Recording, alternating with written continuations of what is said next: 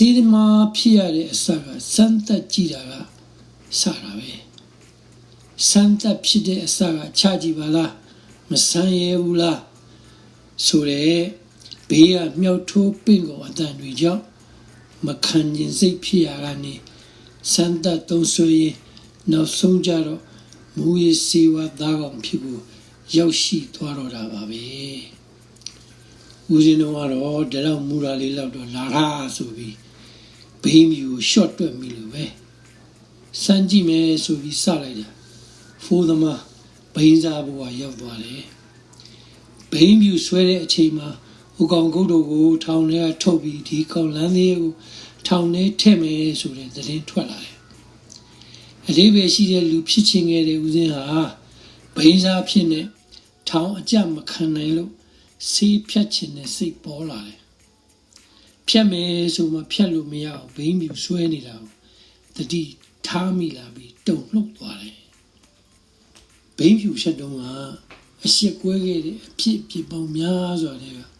အောက်တန်းအကြဆုံးအဆင့်ကိုရောက်သွားတာလေပြောပြမယ်ကဲအခုချိန်ကစပြီးဘိန်းဖြူဖြတ်မယ်ပေါ့မဖြတ်ခင်ဝါရှူပြလိုက်တယ်စေးအရှိအမြင့်ဆုံးရောက်သွားတဲ့အခါမှာကြံနေတဲ့အမုံတွေကိုအိမ်သားထဲတုံပြီးရေဆွဲချလိုက်တယ်စိတ်ထဲမှာလည်းပြက်ပြီးလို့ထားလိုက်တယ်ဒါပေမဲ့ညိနေအရှိကုန်တော့ပြန်ချခြင်းလာတယ်ဘယ်လိုမှထိန်းချုပ်လို့မရတဲ့အဆုံးမှာအိမ်သားကွက်တဲ့တုံချခဲ့တဲ့ဘိန်းမြူမုံတွေကြံလို့ကြံညာလက်နဲ့တတ်ချနေတဲ့ဦးစင်းလို့ရဟာအောက်တန်းကြလွန်းတဲ့အဆုံးဆုံးအဆင့်ကိုရောက်နေမှသိသွားပြီကိုတယောက်တည်းရှက်နေတော့တယ်မူရစီဝါပြအောင်ဖြတ်တဲ့နေရာမှာဘလောက်အတိုင်းအတာထိဖြတ်ကြည့်ဘူးလဲကြိုးစားပြီးဖြတ်ပါတယ်ဆိုတာထက်ပိုကြိုးစားပြီးဖြတ်ကြည့်ဘူးလားဒီတဲ့ပိုပြီးမလုံနိုင်တော့ဘူးဆိုတာထက်ရအောင်ကြိုးစားဖြတ်ကြည့်ဦးမယ်ဆိုတဲ့စိတ်ဆွမ်းအားဖြည့်ပြီးကြိုးစားဘူးလားမရတော့ဘူးဒါအကုန်ပဲဆက်လို့သေးလိမ့်မယ်ဆိုတာထက်ဒီကမှသရောကွာရအောင်ဖြတ်မယ်ဆိုတဲ့နောက်ဆုံးအဆင့်ထိကြိုးစားပြီးဖြတ်ကြည့်ဘူးလားမူရစီဝါတစ်ခုခုကိုဆွဲလက်ညှိတွယ်ပြီးလူဖြစ်ရှုံးတော့မဲ့လူငယ်တွေအတွက်ဦးဇင်းရဲ့ကိုယ်တွေ့အသိဉာဏ်ကိုဖြတ်စေးဖြစ်အလှူဒါနပြုရစေဘဝအစင်မပြေတာတွေကြောင့်ပုံစံအမျိုးမျိုးနဲ့စိတ်ညစ်ပြီးရာပါပဲချရေခဲပဲဆွဲနံပါတ်4ပဲထိုးအဲ့ဒါတွေဖြတ်ချင်တဲ့စိတ်ဖြစ်လာရင်ဘယ်လိုပြအောင်ဖြတ်မလဲဆိုတဲ့နည်းလေးပြောကြည့်ခြင်းလို့ပါဦးဇင်းတော်ကတော့6နှစ်ကြာဆွဲညှိရှူခဲ့တဲ့နံပါတ်4ဘိန်းမြူကို6ရက်ထဲနဲ့ပြအောင်ဖြတ်ခဲ့တယ်ဘယ်သူကူညီမှမယူဘယ်စေးကမှမသွားဘူးဘာဖြတ်စေးမှလည်းမတော့ဘူးကောင်းတော့ကိုတယောက်တည်းပဲကောင်းခဲ့တာဖြတ်တော့လေကိုကကိုတယောက်တည်းရအောင်ဖြတ်တယ်ဘိန်းမြူပဲဖြစ်ဖြစ်ရာဘပဲဖြစ်ဖြစ်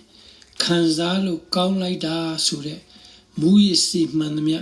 ဘလောက်ပဲကောင်းအကြာကြီးမခံဘူးဆိုတာ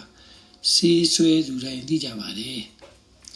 ကောင်းလိုက်တာဆိုတဲ့အရာအလုံးခဏလေးပါပဲဖြတ်တဲ့အခါမှာလည်းဘလောက်ကြာခံရခက်မှာမို့လို့လေခဏပဲဖြစ်မှာပေါ့ဘယ်ဥစ္စာမှအကြာကြီးမဟုတ်ပါဘူးဆိုတဲ့သဘောတရားကိုသဘောပေါက်နားလည်ရင်ဘာကိုပဲဖြစ်ဖြတ်လို့ရတာကြီးပါပဲဦးဇင်းတို့ကအဲ့ဒီခဏလေးပဲဆိုတဲ့သဘောတရားကိုသဘောပေါက်နေလို့ဖြတ်လို့ရတာဒီကောင်လကားကောင်ဘိန်းစားလို့ပြောခံရတာကိုရှက်ပြီးဖြတ်ပစ်လိုက်တာပဲရှက်တတ်တဲ့စိတ်ရှိရင်ဖြတ်လို့ရတယ်တကယ်ဖြတ်ချင်တဲ့စိတ်ရှိရင်တကယ်ပြတ်တယ်အာယုံပြောင်းတတ်ရင်ဖြတ်လို့ရတယ်ဘယ်လိုမူရစေးပဲဖြစ်မူတဲ့အချိန်က3နာရီ4နာရီပဲခံပါလေ4နာရီကြောပြီးဆိုတာနဲ့တဖြည်းဖြည်းရော့ကြပြီးထတ်ချခြင်းလာတယ်စေးဆွဲတယ်ဆိုတာ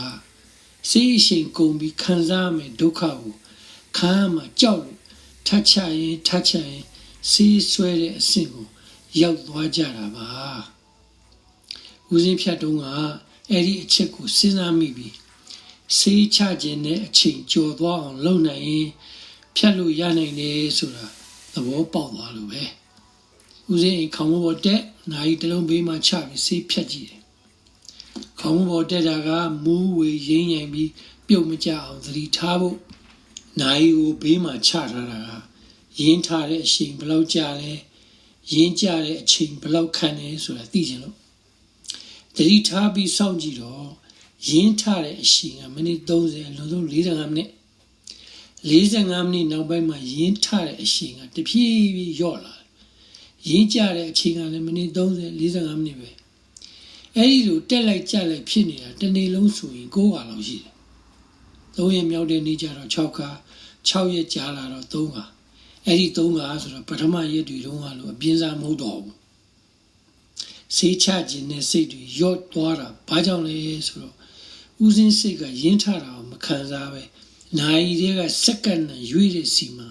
အာယုံပြောင်းထားလို့ပဲခန္ဓာကိုယ်ရဲ့အသွေးတွေအသားတွေဆိုတာကအမြဲတမ်းလို့စားနေကြတာကျွေးစားတယ်ကျွေးသလောက်စားတယ်မကျွေးတော့ဘူးကွာလို့ရထားလိုက်တဲ့အခါကျရင်ရမလားလို့တော့စားတော့ပြဘလို့မှမရတော့ဘူးဆိုတဲ့အခါမျိုးကြတော့လေသူ့ဟာသူငြိမ်သွားတာပါပဲအဲ့ဒီသဘောမျိုးရှိတာကိုစေးသမားတွေသိကြပါလေစေးချတယ်ဆိုတာအမြဲတမ်းအစဉ်ပြေးနေတာမှမဟုတ်ပဲစေးပြတ်သွားတဲ့အခါစေးရှာတာအစဉ်မပြေတာမျိုးအလုံးများနေလို့စေးမချဖြစ်တဲ့အခါမျိုးတွေမှာဒီလိုပဲကြစ်ခံခဲ့ရတာကိုစေးဆွဲသူတိုင်းကြုံမှုနေကြပါအဲ့ဒါဘာကြောင့်ဖြစ်တာလဲလို့သေးသေးချာချာစဉ်းစားရင်စိတ်ကတခြားနေရာရောက်နေလို့ပဲအဲ့ဒီနည်းနဲ့စေးချခြင်းကြောအောင်အာယုံပြောင်းပေးပြီးစေးသမားတွေကွန်သမားတွေရှက်သမားတွေကိုဖြတ်ပေးဘူးလေစိတ်ဆိုတဲ့သဘောကအလုပ်တစ်ခုရှိနေနောက်ထပ်ဘာမှမလုပ်တော့ဦးဇင်းကအဲ့ဒီအချက်ကိုသဘောပေါက်သွားလို့ဖြတ်လို့ရသွားတာရင်းထားတာကိုမခံစားပဲနိုင်ကြည့်တဲ့အာယုံစီရွှေ့ထားတာရဲ့ခေါင်းမိုးပေါ်ကပြုတ်မကြအောင်သတိထားတဲ့အလုပ်တွေလုပ်နေရတော့စေးချခြင်းနဲ့ချီကြောသွားတဲ့သဘောပါပဲစိတ်ကိုပြောင်းရွှေ့ထားတဲ့နည်းကိုအသုံးချလိုက်တာပဲဦးစင်းပြောတဲ့နည်းကိုသုံးကြည့်လို့စေးပြတ်သွားတယ်ဆိုရင်လုံးဝပြတ်သွားတဲ့အထိဖြတ်လိုက်ပါငါတကယ်ပြတ်သွားပြီဆိုတဲ့အနေအထားအထိဖြတ်ပစ်ပါမိမိကိုမိမိစိတ်ချရတဲ့အထိဖြတ်ပစ်လိုက်ပါဒီတဲ့အရေးကြီးတာကိုပြောရမယ်ဆိုရင်တော့စေးဖြတ်နေတဲ့အချိန်တွေစေးပြတ်သွားတဲ့အချိန်ကြရင်စေးသုံးဆွဲခဲ့တဲ့နေရာတွေစေးတူတူချခဲ့တဲ့အပေါင်းအသင်းအတိုင်းအဝဲအားလုံးလုံးဝအဆက်အသွယ်ဖြတ်ပစ်လိုက်ဖို့ပါပဲလူငယ်ဆိုတာဒီနေ့ခေတ်မှာလူကြီးတွေထက်အခွင့်အရေးတွေရှိနေပြီကိုယ်ဘဝရဲ့ရုပ်တရက်ဝင်လာတဲ့တာဝန်တစ်ခုကိုချက်ချင်းလက်ခံဖြေရှင်းနိုင်တဲ့စံချိန်မီအရေးချင်းတွေနဲ့အစွမ်းကုန်ထုတ်ရှိုးရမယ့်အချိန်ရောက်လာပြီဒီနေ့ခေတ်ရဲ့အရေးဖြေရှင်းဖို့လူငယ်တွေစီမှာတာဝန်ရှိတယ်ဒါကိုလူငယ်တွေသိပေးဖို့အချိန်ရောက်လာပြီလူငယ်တွေဘက်ကအစင်သင့်ဖြစ်နေဖို့ပဲလိုတယ်မူးဝေငေးမွန်းနေလို့မဖြစ်ဘူးလူငယ်တွေတာဝန်ယူရမယ့်နေရာတွေမှာအရေးချင်းပြေးဝတဲ့လူငယ်တွေကလွဲရင်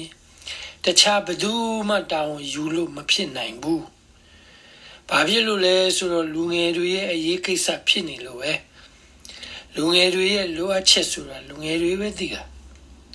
ငှက်တွေလို့အတောင်မှမရှိလို့မပြတ်နိုင်ပြေးပါခြေထောက်မှာဒဏ်ရာရှိလို့မပြေးနိုင်လမ်းလျှောက်ပါလမ်းမလျှောက်နိုင်ရင်မိချောင်းလိုလေးပဲတွားသွားပါအရေးကြီးဆုံးကရွေ့ရှားနေတဲ့ဒီနေ့ကဘာကြီးထဲမှာ